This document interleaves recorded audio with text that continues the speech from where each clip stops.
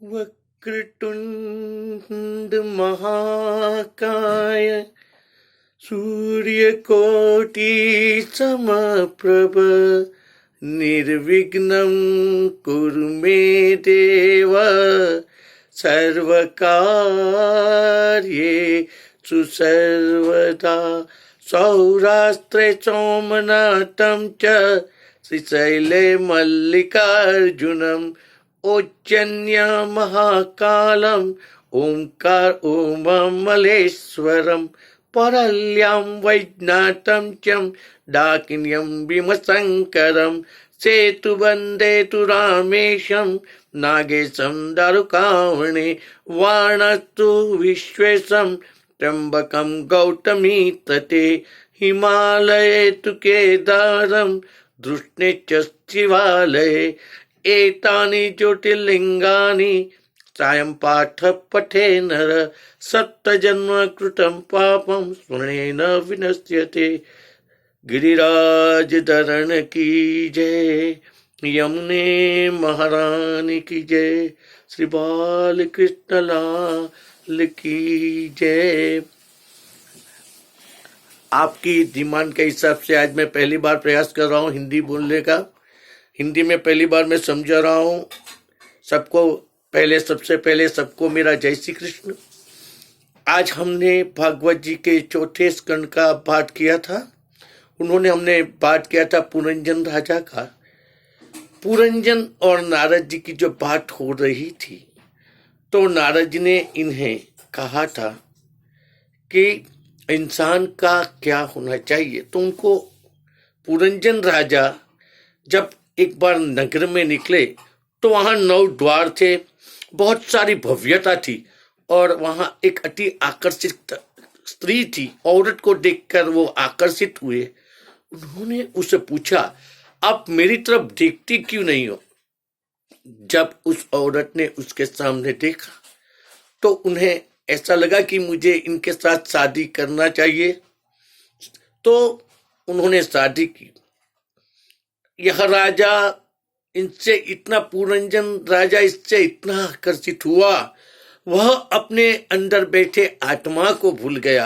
वो अपना पूरा जो जीवन था वो उसका औरतमय बना दिया और वह हर बार उसकी ही बात करता रहता। एक बार वो शिकार पे गया तो शिकार पर जब लौटा तो बहुत सारे पशुओं का नाश करके लौटा था शिकार करके। घर पे आके देखा तो रानी नहीं थी। तो उन्होंने उसके बारे में ऐसे आकुल व्याकुल होके पूछा।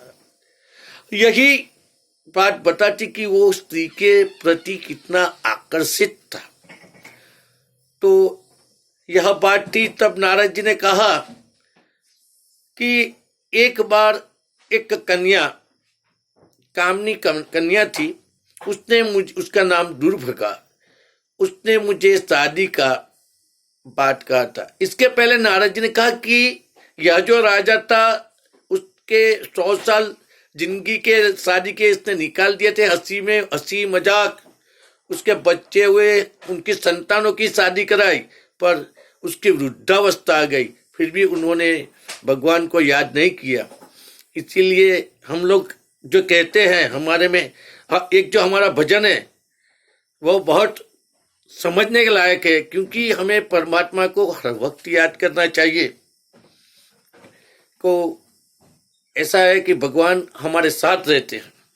वरना हमारा एक भजन है, गुजराती भजन है, तू रंगाई जाने रंग मां सीताराम टना सत्संग मां राधे श्याम टना तू रंग मां तू रंगाई जाने रंग मां हो तू रंगाई जाने रंग मां।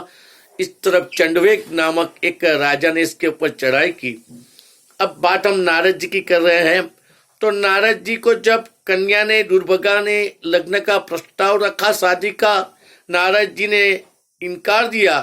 तो उन्होंने नारद जी को श्राप दिया कि आप कहीं पर एक जगह पर ठीक नहीं सकोगे, आपका पूरा समय इधर उधर घूमने में ही रखना पड़ेगा। तब नारद जी ने इन्हें एक यवन भय नामक राजा को दिया। यवन राजा ने कहा कि सब तुझे तेरे से भयभीत है, पर मैं तुझे अपनी बहन बनाता हूं और मैं अपनी सेना देता हूं। अभी आज हम देख रहे हैं तो हम आज सब भयभीत है। क्यों? क्योंकि यही बात हम आत्मा में नहीं मानते हैं। वह सेना लेके चढ़ाई हुई। पुरंजन राजा आखिरी वक्त में भी अपनी पत्नी को याद कर रहा था। उसकी पत्नी ने, उसके संतान ने उसे छोड़ दिया, फिर भी उनका जो मोह था वह नहीं निकला।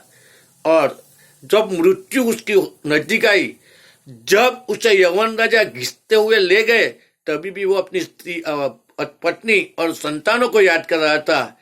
और इसी तरह उसकी मृत्यु के बाद दूसरा जन्म क्या हुआ, कल हम बात करेंगे। सबको मेरा जय श्री कृष्ण। घर पे रहिए और सेफ रहिए। सबका मेरा जय श्री कृष्ण। फिर मिलेंगे। जय श्री कृष्ण।